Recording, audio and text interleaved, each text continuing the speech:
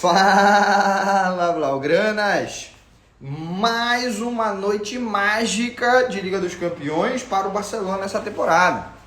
Parece que o Barça, que durante tanto tempo passeava no Campeonato Espanhol e tinha problema com a Champions, virou a chave e agora faz o inverso. A gente sofre no Campeonato Espanhol e na Champions a gente sempre encontra uma maneira de ganhar. Eu gostaria que a gente estivesse ganhando também no Campeonato Espanhol, mas eu não vou reclamar dessa nova característica do time de, em noite de Liga dos Campeões, às vezes com emoção, às vezes com goleada, sempre encontrar uma forma de ganhar as suas partidas. Noite mágica de Champions, mais uma. Nessa temporada, só uma noite a gente acabou frustrado, só uma noite a gente acabou decepcionado, que foi lá na primeira rodada. Dali pra cá, só vitórias, dentro e fora de casa. Tudo bem? Nós vamos falar desse caráter que o Barça demonstrou, do desempenho do Chesney, os prós e os contras do jogo do Chesney que a gente percebeu hoje muito vivos na partida contra o Benfica, os problemas defensivos do Barça. Nós vamos falar de jogadores que costumam ser perseguidos pela torcida, mas cujo desempenho vem ajudando muito o Barcelona a conseguir resultados, que são o Eric Garcia e o Ferran Torres. E nós também vamos falar, e aí vai transcender um pouco o clubismo, mas do quanto as partidas como essa de hoje fazem bem para o futebol.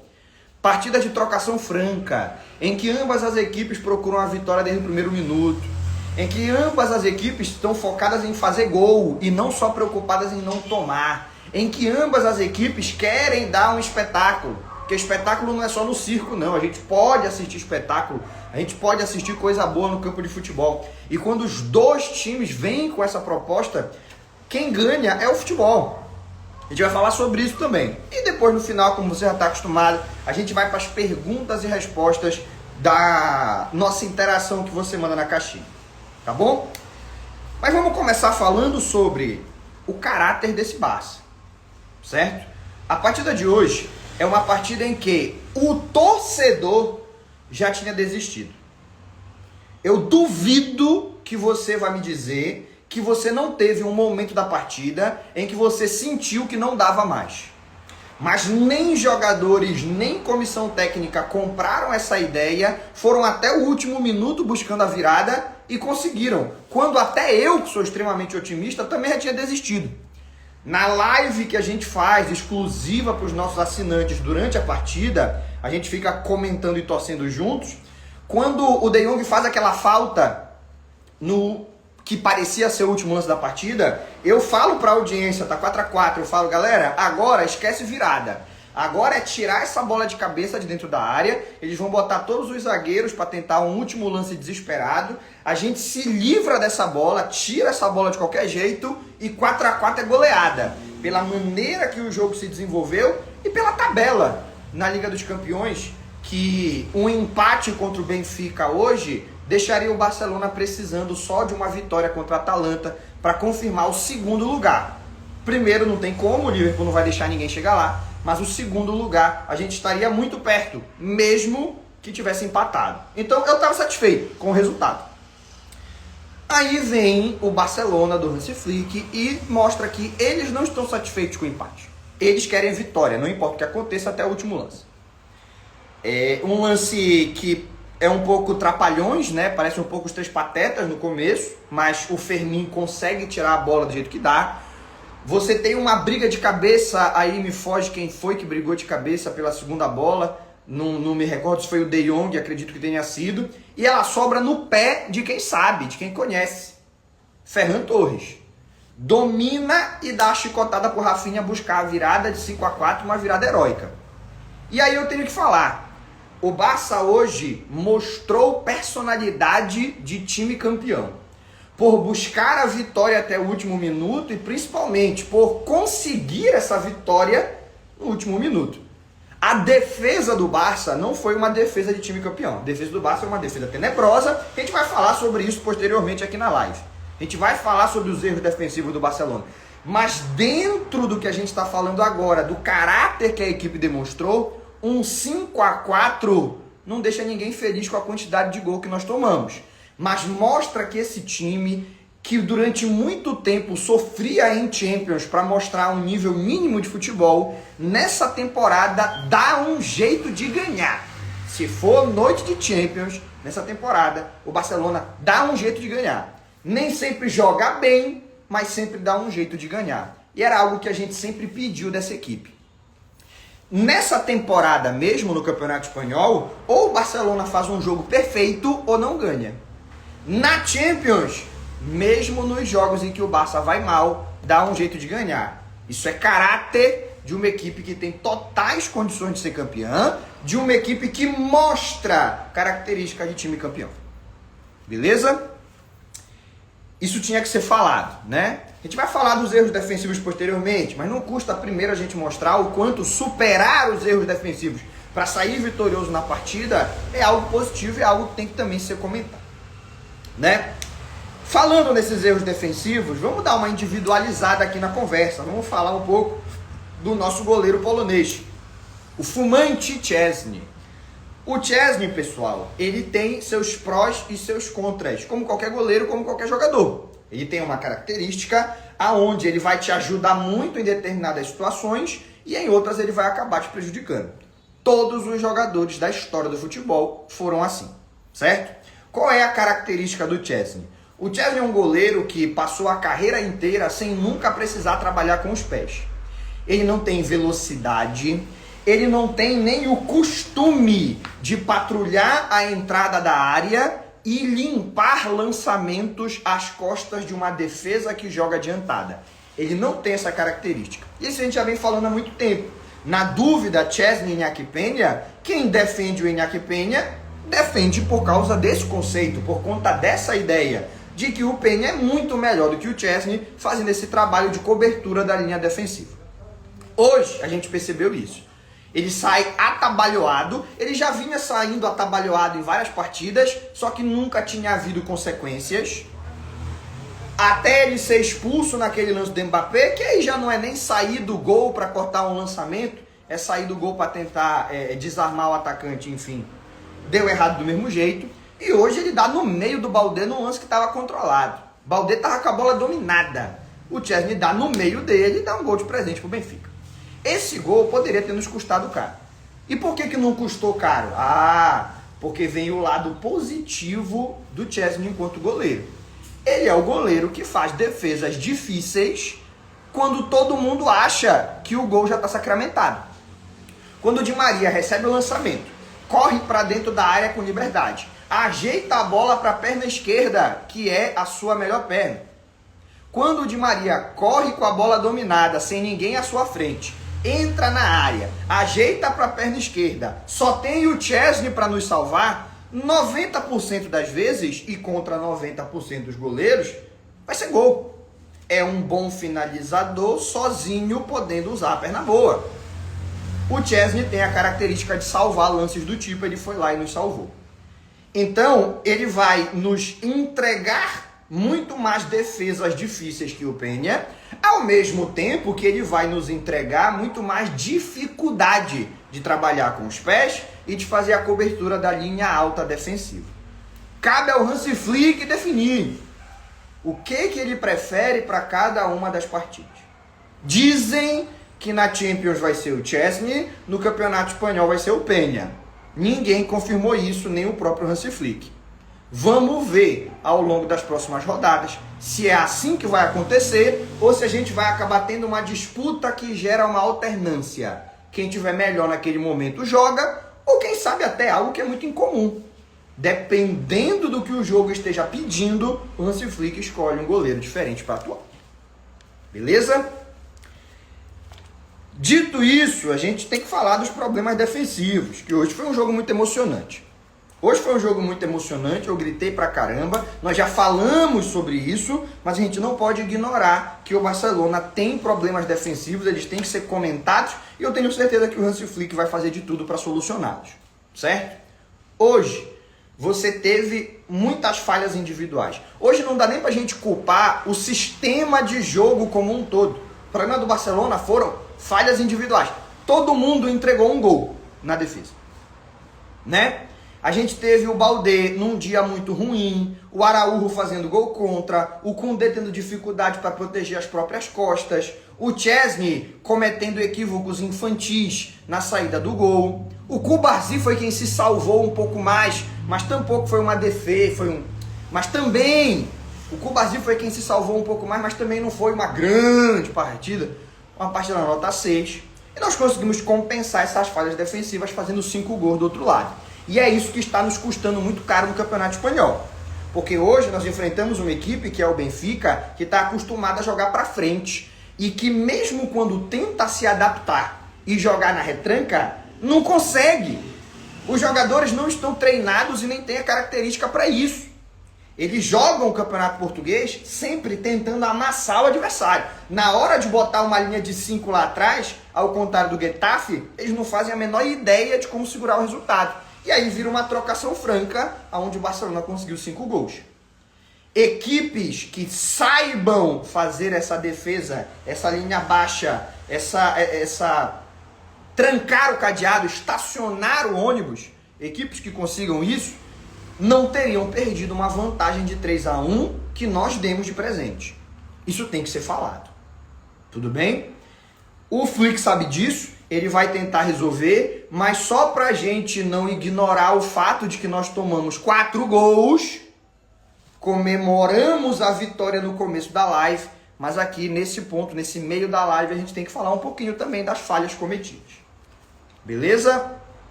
E aí, isso me leva a falar de um outro ponto que eu acho interessante, que é o quanto o futebol agradece quando uma partida como essa acontece. 2 técnicos corajosos, 2 equipes com vocação ofensiva, times que não pararam de atacar em nenhum momento do jogo, ninguém se deu por satisfeito quando teve vantagem, no caso do Benfica, e nem quando conseguiu empatar a partida, no caso do Barcelona. Foram 90 minutos de 2 equipes tentando ganhar. Isso é bom para o futebol. Eu sei que não é realista imaginar que todas as equipes vão entrar em campo pensando desse jeito. 90% das equipes, até equipes grandes, entram pensando em não tomar gol. Se der tempo de fazer um, a gente vê depois. Mas não tomar gol é a prioridade. Poucas são como Barcelona e Benfica, que tem como prioridade o gol.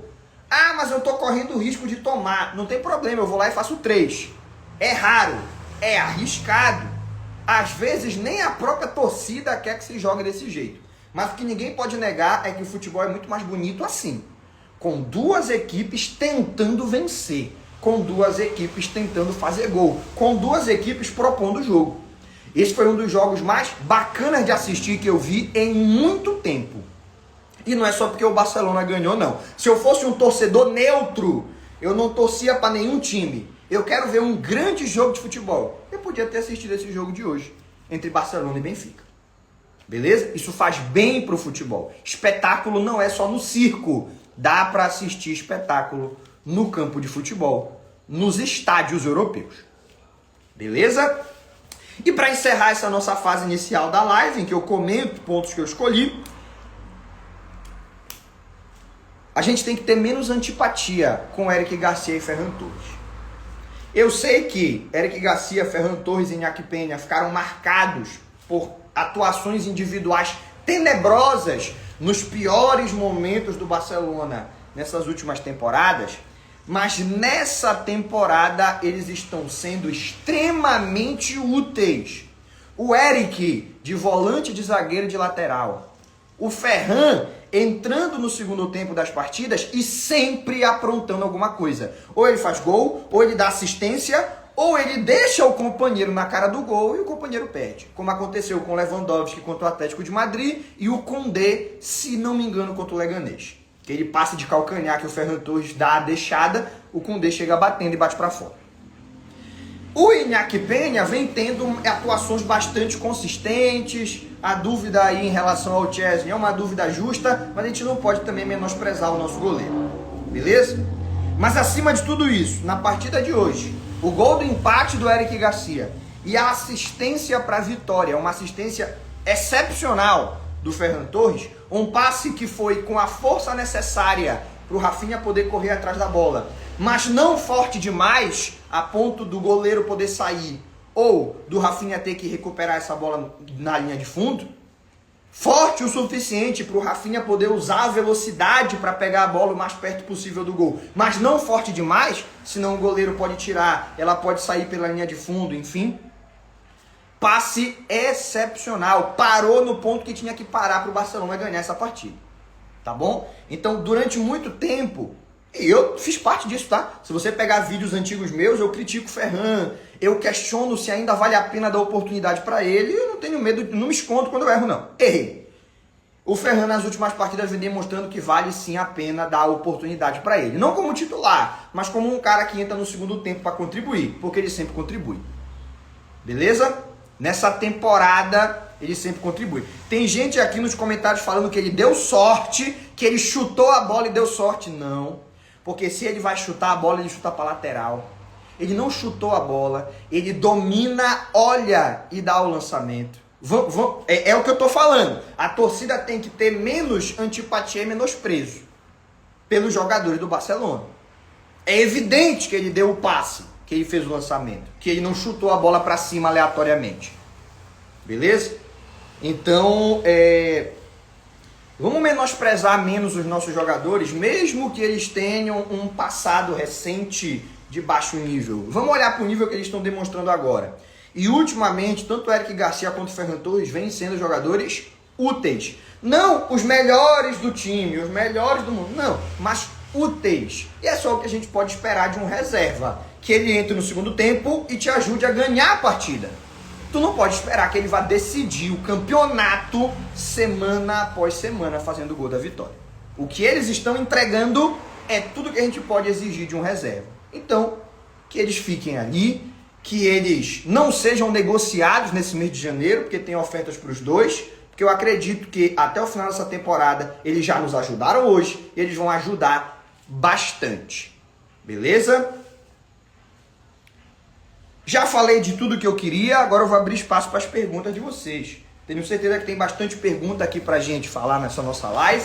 Vamos para 20 minutos de perguntas e respostas.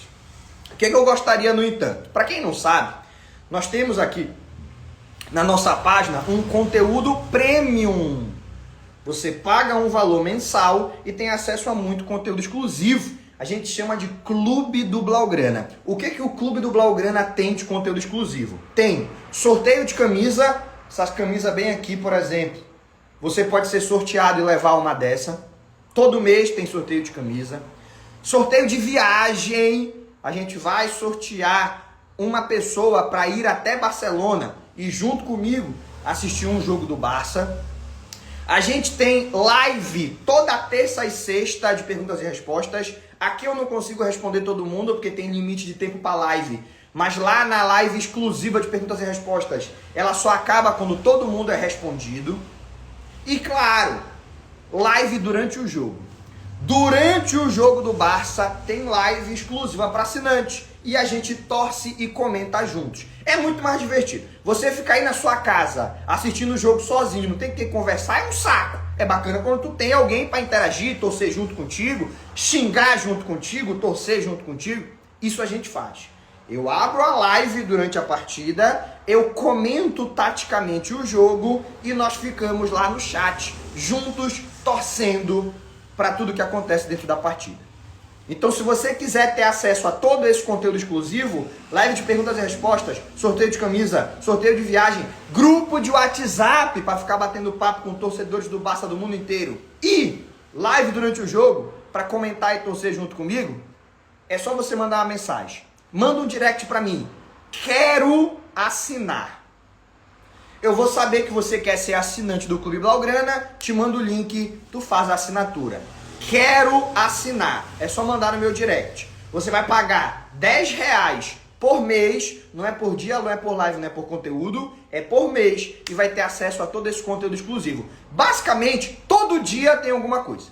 Porque todo dia ou tem jogo do Barça ou tem live pra gente conversar. E nos dias que não tem live nenhuma, tem o grupo do WhatsApp pra você ficar batendo papo. Eu também converso lá. Beleza? Vale muito a pena. E se não gostar, paga R$10.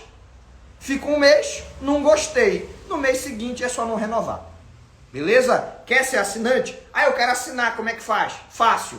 Vai lá no meu direct, sai da live agora, vai no meu direct e manda, quero assinar. Assim que eu terminar de falar, eu vou te mandar o link e você vai poder ser assinante imediatamente. Tudo bem? Beleza, tamo junto aí, hein? Vou esperar vocês que querem ser assinantes, é muito conteúdo exclusivo. Dito isso, vamos aqui para as nossas perguntas. ADM, você topa fazer uma vaquinha pro Iñaki Peña comprar um despertador que preste? Cara, eu acho que o desempenho hoje do Szczesny coloca ele um pouco atrás do Peña na prioridade do Flick para ser titular da equipe, certo? Não acho que o Szczesny seja um goleiro ruim, mas nesse esquema em que a linha defensiva é muito alta e o goleiro precisa patrulhar as costas da defesa para cortar lançamentos, é uma característica que o Szczesny nunca teve ao longo da carreira dele e que é muito difícil ele desenvolver agora, que ele já está com mais de 30, já está voltando uma aposentadoria. Então talvez o Szczesny pudesse ser nosso goleiro em momentos em que a equipe fosse jogar um pouco mais recuada. O problema é que goleiro tu não fica mudando ao longo do jogo, não dá pra ficar mudando o goleiro, mudou a característica da partida, troca o goleiro. Goleiro tu acaba tendo um pro jogo inteiro, né? E eu acho que depois da partida de hoje, o Szczesny fez uma grande defesa no chute do Di Maria, mas como um todo, ele teve uma partida muito abaixo.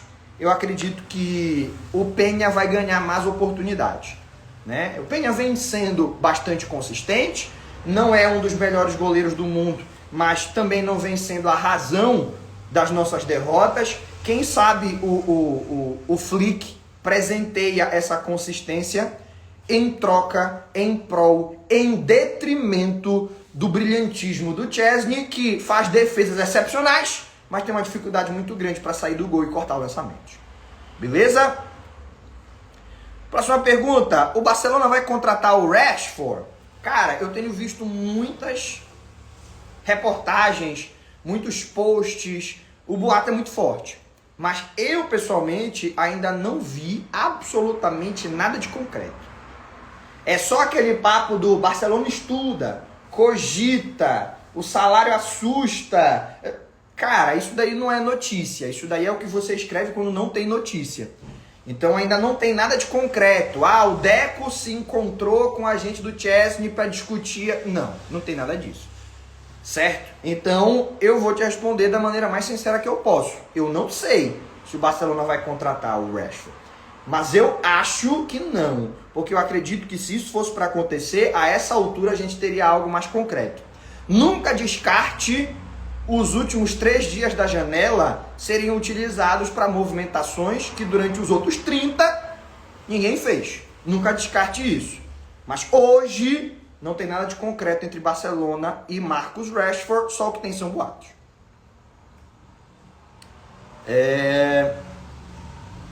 Aqui é uma pergunta interessante. Notei uma grande melhora no De Jong nessas 3 partidas recentes. Só faltou aquele golaço contra o Getafe. O que você acha? Eu concordo. Eu acho que o Barcelona, durante muito tempo, final de 2024, eu concordo com você, né? Vou ler a pergunta de novo aqui. Notei uma grande melhora no De Jong nas 3 partidas recentes. Só faltou aquele golaço contra o Getafe. O que você acha? Concordo. Eu acho que o De Jong tem entrado bem nas partidas. Ele tem conseguido cumprir uma boa função.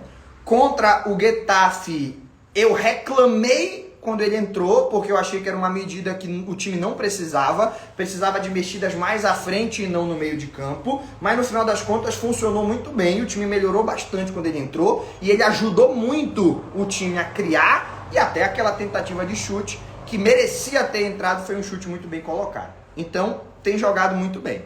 E aí, como eu já fiz várias vezes, eu volto atrás de uma opinião que eu emiti em outro momento.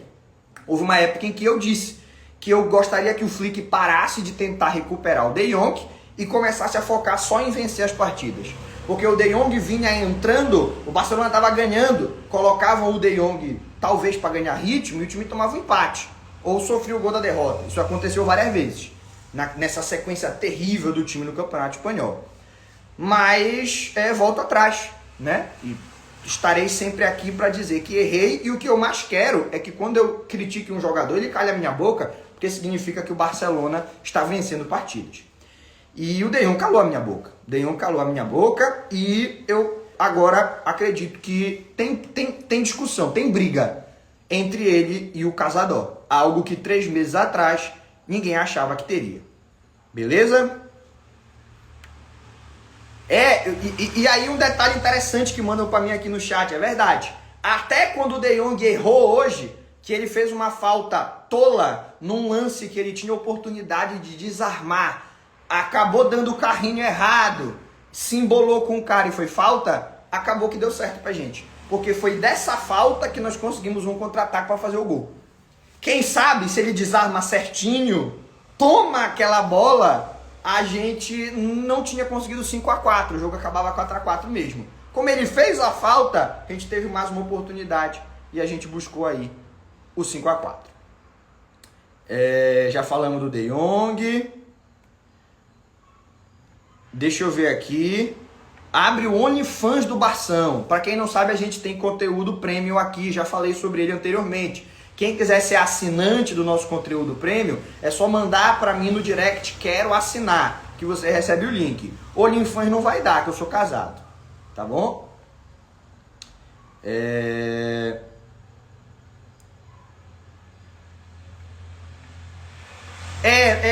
Aqui tem um detalhe importante, né? Você sentiu problemas na pressão? E aí eu não sei se você está perguntando se é na minha pressão ou se na pressão ofensiva do Barcelona para tentar tomar a bola. E qualquer que seja a sua pergunta, a resposta é sim. Porque eu passei o jogo inteiro de pressão alta, mordido, com desempenho terrível da equipe, principalmente no primeiro tempo.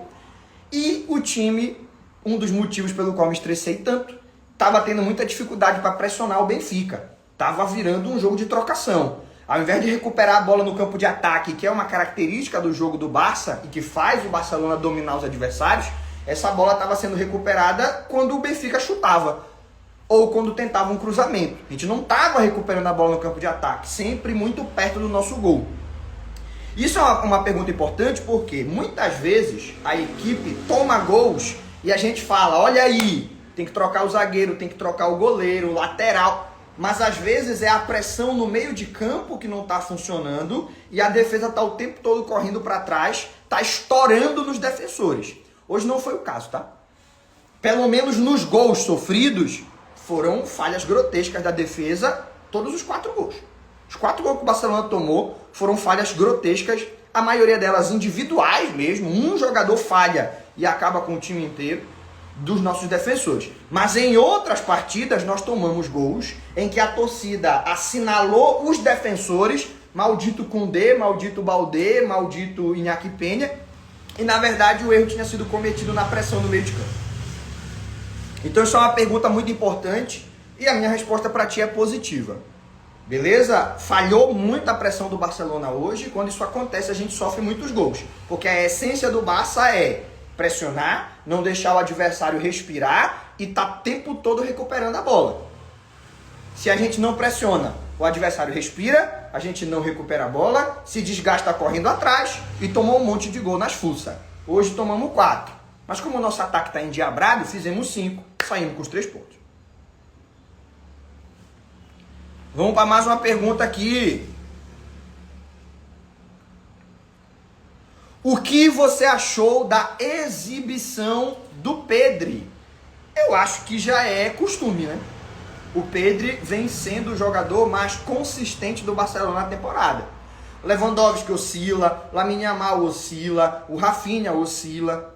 Quando o nosso trio de ataque está inspirado e oscila para cima, tá jogando mais do que o Pedri.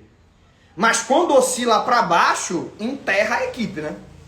O Pedri não, ele joga bem todo o jogo. Ele não mete hat-trick, ele não dá 3, 4 assistências, mas a maneira que ele controla o meio de campo, que ele consegue ser eficiente com a bola no pé e nas recuperações da posse de bola, isso daí é algo que a gente não consegue nem medir em estatística.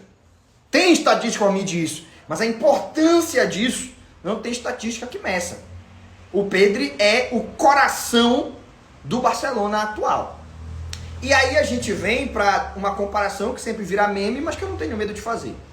O estilo de jogo, a maneira de jogar, de conduzir a bola, de levantar a cabeça, o Pedri é muito parecido com o Iniesta.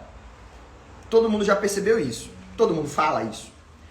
Mas, nessa função que ele está exercendo mais recuada, e a maneira que ele vem jogando, eu tô achando o Pedri muito parecido no impacto que ele tem dentro da partida com o Xavi. Levar o time para frente, fazer a bola chegar no ataque, contribuir na defesa, saber a hora de dar o passe de segurança, porque você está perto do próprio gol, saber a hora de dar o passe mais incisivo, porque você está no campo de ataque. Isso quem fazia muito bem era o Xavi. Então, no estilo de jogar, de se movimentar, o Pedro é muito parecido com o Iniesta, mas na função que ele está exercendo nessa temporada, ele está lembrando muito o Xavi. O tempo vai condenar esse meu vídeo ou vai confirmar o que eu estou falando. Que isso vai depender de um resultado coletivo, né? Mas que hoje a maneira que o Pedro impacta o jogo é muito parecido com o que o Xavi fazia em um período anterior do Barcelona. Isso sem dúvida alguma. Beleza? Vamos para a próxima pergunta? Eu acredito que a gente tem que falar dele também, né? A gente tem que falar dele também, né? O pessoal fala assim, fala do De Jong. Lembra que tu duvidou dele? Eu já falei do De Jong. Eu já falei que eu duvidei dele e que ele calou a minha boca. Ó. Se tem uma coisa que eu não tenho vergonha, é de dizer que um jogador do Barcelona que eu critiquei tá jogando muito. Na verdade, isso me dá uma alegria gigantesca, porque isso é bom pro time. Tá? Então eu não vou ficar aqui dando murro em ponta de faca, eu não vou ficar aqui brigando com os fatos só para não admitir que eu fiz uma análise equivocada. Se eu falei que o cara tá jogando mal e depois ele começa a jogar bem, eu vou falar que ele tá jogando bem. Pronto, não tenho problema nenhum com isso. Né? Agora também não vou mudar de opinião se eu não tô vendo fatos para mudar de opinião. Né? Mas se eu perceber que dá para mudar, que o cara tá realmente se recuperando, jogando bem, não tem problema nenhum. Eu fiz isso com o Iñaki Peña, eu critiquei o Iñaki Peña e depois ele calou minha boca. O Ferran Torres, eu critiquei o Ferran Torres em dado momento e agora eu tenho que elogiar porque ele tá jogando bem. E o De Jong. O De Jong, ele ainda precisa de um pouco mais de tempo para ele calar minha boca em definitivo. Mas ele já calou a minha boca temporariamente. Ele já ganhou o benefício da dúvida. Precisa de um pouco mais de tempo. Mas de uma forma ou de outra eu já falei dele aqui. Falei muito bem dele, falei que me arrependo. Me arrependo não, porque naquele momento estava certa a análise. Mas volto atrás. O que eu falei em dezembro, agora em janeiro, já não tem mais validade. Envelheceu mal. ADM, o pessoal aí ele fala o nome da emissora aqui, que é uma emissora brasileira madridista. Estava falando que o Koundé é um problema para o time. O que você acha? Se eles disserem que na partida de hoje o Koundé estava sendo um problema, tá certo. Agora, se falar que o Koundé está sendo um problema na temporada, aí é papo de maluco, porque o Koundé está sendo um jogador muito importante para que o Barcelona consiga sair vitorioso tantas vezes quanto saiu. Tá? Então, se eles falaram, porque hoje o Koundé está muito mal e está sendo um problema para a equipe. Eu concordo, hoje o Koundé jogou muito mal. Eu não assisto a transmissão por essa emissora. Mas se ele estiver dizendo, o Koundé é um problema na temporada, aí não, ele está errado. O Koundé não é um problema na temporada. Se a gente for olhar os números do Koundé, o Koundé é o lateral com mais participações em gol entre as principais competições da Europa. Entre gols e assistências, o Koundé é o jogador que mais tem, que mais tem participações em gol. É um cara que no 1 contra 1 você consegue deixar ele marcando o ponto adversário e ele consegue se virar muito bem. Às vezes ele vence o duelo, às vezes não, mas ele nunca toma um banho durante a partida. Um cara muito físico, ataca e defende, melhorou muito o desempenho ofensivo dele, defensivamente ele sempre foi muito bom, mas ofensivamente ele cresceu bastante. Então, na temporada, a gente não tem por que dizer que o Koundé está sendo um problema. A gente pode criticar ele pontualmente numa partida ou outra, mas na temporada dizer que ele está sendo um problema, aí não. Se falou no jogo, concordo com a análise do comentarista. Se falou na temporada, eu acho que não. Tá errado, exagerado. Vamos ver aqui mais uma para a gente encerrar. Deixa eu ver aqui. Ah, não, isso aqui eu vou responder de maneira bem direta, não vai nem ser a nossa última pergunta, né? Dá para buscar o primeiro lugar na Champions? Cara, eu acho que não dá mais, porque o Liverpool vai pegar o PSV. É difícil imaginar que o PSV vai ganhar do Liverpool.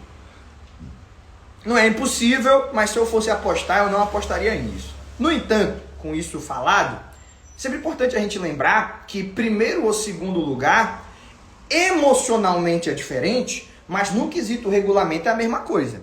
Porque as regalias que vai ter o primeiro colocado no mata-mata, o segundo colocado também vai ter. Já que eles só se enfrentam numa possível final, o segundo colocado tem as mesmas regalias do primeiro. Então terminar em primeiro ou em segundo, do ponto de vista de regulamento, é a mesma coisa nessa Liga dos Campeões. Eu gostaria que o Barcelona terminasse em primeiro, mas se conseguir confirmar o segundo lugar, que agora é o que parece que vai acontecer, só precisa de um empate contra a Atalanta e deve garantir esse segundo lugar, eu já me dou por satisfeito. Terminar entre os 8 primeiros, que a princípio parecia algo corriqueiro, muitas grandes equipes não vão conseguir. Real Madrid, City, PSG. City e PSG, inclusive, talvez não terminem nem entre os que vão se classificar, podem ser eliminados ainda na primeira fase, mas enfim. Então, terminar entre os 8 primeiros já seria algo positivo. Terminar entre os 2 primeiros, você não só garante vaga nas oitavas, como garante mando de campo e a garantia de que vai enfrentar sempre a equipe pior classificada na sua chave, no seu lado, até a final. E aí, se chegar na final, vai enfrentar o primeiro colocado. Mas, pô, tu já tá na final. Já não tem mais jogo em casa ou fora, campo neutro, jogo único. Não tem mais como enfrentar o pior classificado. Só tem um time para tu enfrentar. Então, terminar em primeiro ou em segundo, mesmas regalias. Beleza? E aí, ninguém perguntou. Agora perguntaram aqui, deixa eu falar rápido. Você achou pênalti do Chesney? Eu achei que não. Eu acho que ele nem toca no jogador do Benfica. Mas o pênalti do Yamal também não foi pênalti. E aquele pênalti que ele não deu pro Benfica também, não sei. Sabe, eu acho que a arbitragem ela não roubou para nenhum lado. Mas ela teve problemas.